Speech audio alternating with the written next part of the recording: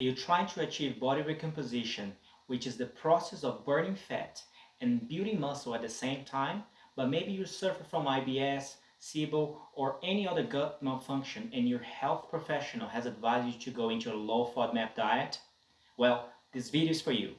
I will discuss the complexity around body recomposition, I will discuss what FODMAP is, and finally I'll give you ideas and a very good program for you to achieve body recomposition while in a low FODMAP diet. Stick with me and let's get right into it. Hi guys, what's up?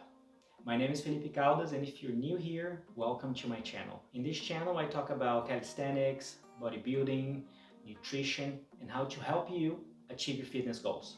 The structure of this video will be body recomposition, the 4 group types that best benefit from body recomposition and general nutrition guidelines, FODMAP, what it is, and again, general nutrition guidelines, and finally, how to be on a low FODMAP diet but still achieve body recomposition. Okay, let's start with body recomposition. Body recomposition is nothing but burning fat and gaining muscle all at the same time. There are 4 categories of the individuals that will benefit most from body recompositions. Novice lifters who never ran any sort of a strength training program before, these are primed for muscle growth. Obese people, since they have a lot of body fat, they can eat in a caloric deficit to fuel the muscle growth. Third, people who stop training because of the powerful muscle memory effect, they're able to build muscle much more quickly.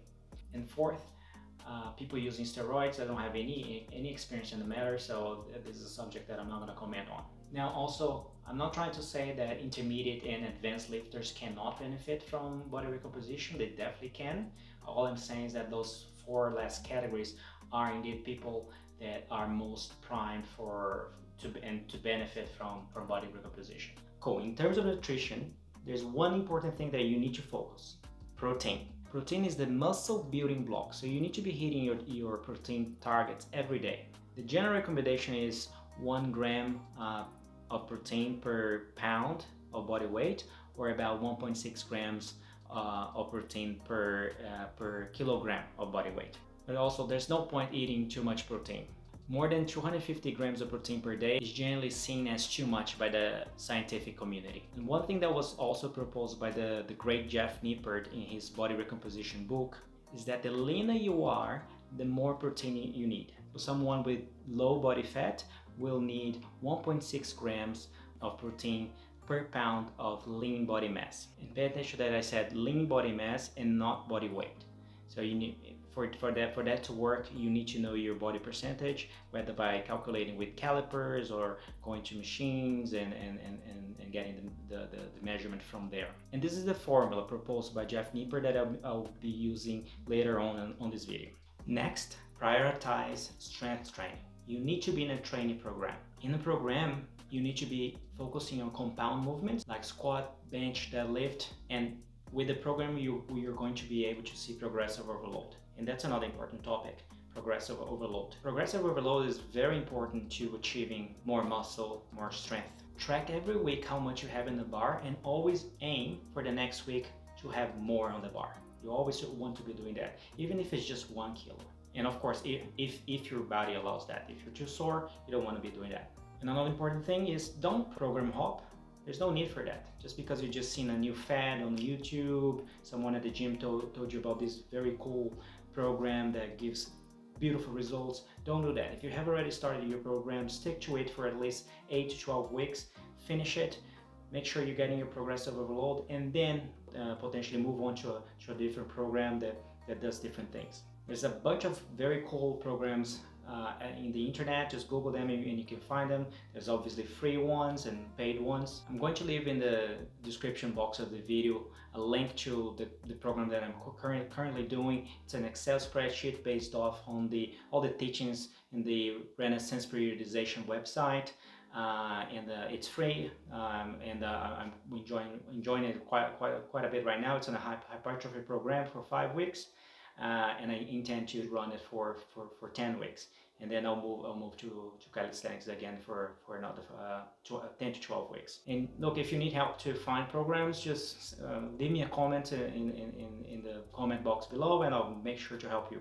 Third point is to add some light cardio to your week. One session a week is good, maybe two, but if you're short on time, one session a week is definitely good. You're looking at 120 heartbeats per minute. So just you know, kind of a quick walk around your suburb, maybe listen to a good book, or you know, some meditation maybe if you like. Do that for 30 minutes, and that's good. But look, if you're very tight on the week and you don't have a lot of time, don't fret too much about it. It's better that you focus on your program, on your progressive overload, and very good sleep.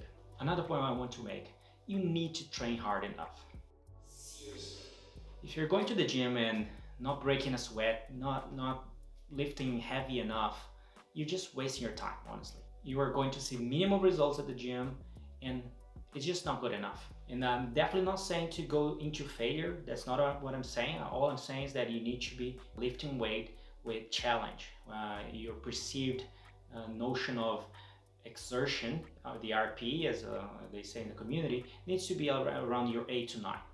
Every single week with every single session. You're going to train on that day, and you're going with fire.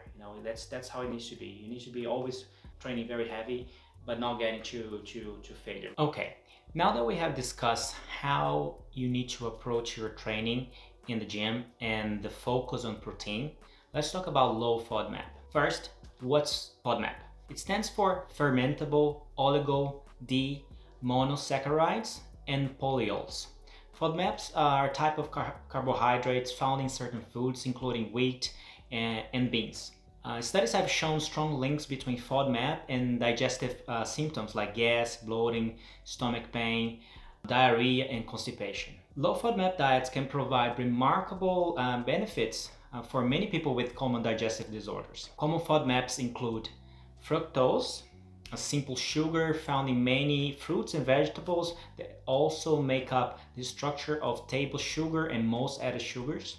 Lactose, a carbohydrate found in dairy products like milk. Fructans, found in many foods including grain like wheat, spelt, rye, and barley. Galactans, found in larger amounts in legumes. Polyols, sugar alcohols like xylitol, sorbitol, maltitol, and mannitol. They're found in some fruits and vegetables and often used as sweeteners. I am on a low FODMAP diet for the next 3 months because after doing my gut health test, we found things that needed to be fixed. I am linking the video where I describe my test in more depth in here.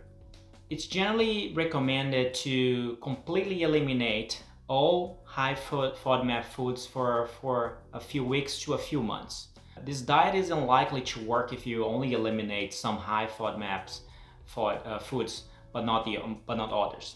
If high FODMAP foods are the cause of your problems, then you may experience relief in as little as a few days by implementing this diet. After a few weeks, you can reintroduce some of these foods one at a time.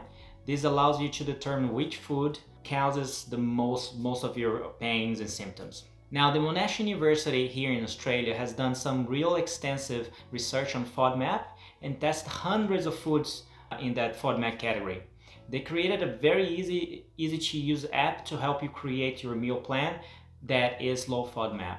I will be putting the link to the Monash University research webpage with everything you need to know, including the mobile app for iOS and Android, in the video's description. Okay, a very simple way to do body recomposition in a low FODMAP diet is, for example, breakfast. You can have eggs, gluten-free bread, spinach, tomato, and garlic-infused oil. For lunch, you can have some protein source, chicken breast, kale, pumpkin, rice, or white potatoes. For dinner, again, protein source, chicken, lamb, pork, tuna, quinoa, or brown rice. And your workout protein, a plant-based whey protein with lactose-free milk and a non-ripe banana. Very important, bananas, non-ripe bananas are okay for low FODMAP, but ripe bananas are not. Garlics and onions are also unfortunately no good in low FODMAP, which really breaks my heart. Nothing better than the smell of garlic frying in the pan.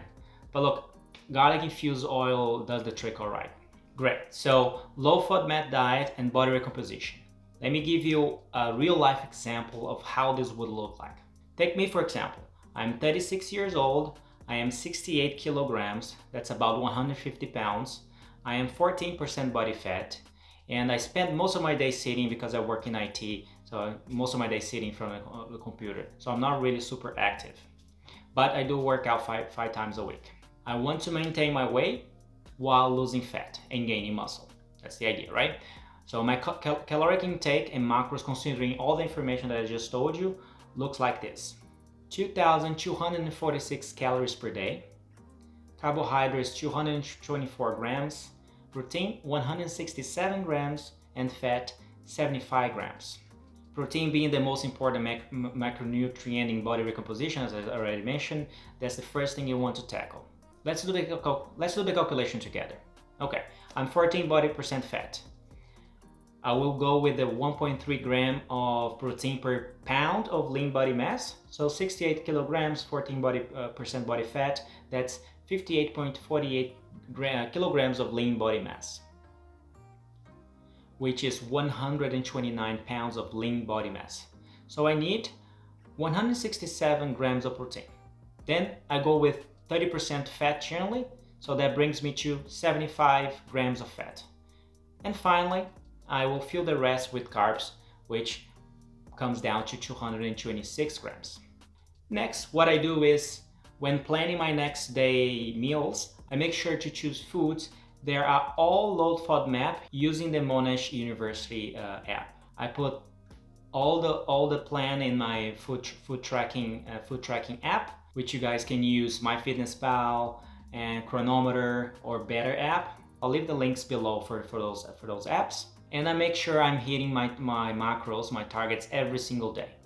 I weigh everything I eat. It can be boring for some people, but for me it works really great. It gives me that sense that I'm in control of everything I'm eating. I can see in the numbers, and it gives me that good feeling that I'm definitely in control of everything throughout my day. I would also suggest that you weigh yourself at least 4 times per week, and then at the end of the week, take the average from that.